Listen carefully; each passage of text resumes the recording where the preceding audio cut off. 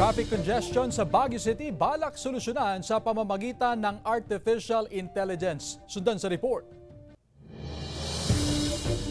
Lumalalang problema ngayon sa Baguio City ang traffic congestion. Bukod sa dumaraming private vehicles sa lungsod, problema rin ang sistema sa public utility vehicles. Idagdag pa ang volume ng mga sasakyan tuwing weekend dahil sa dagsa ng mga turista. Kaya sinimulan ang Smart Urban Mobility Project noon pang 2023. Every weekend actually is a peak season na since the pandemic. We've been clamoring for a long-term solution.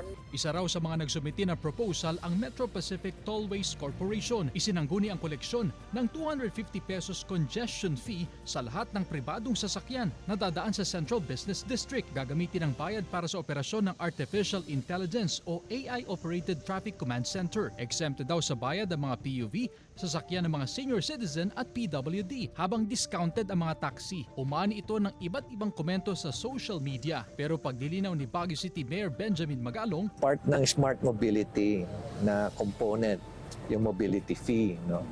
So, kaya nga nagkakaroon ng stakeholders para marinig, pakinggan. Premature nga yung nangyari dun eh.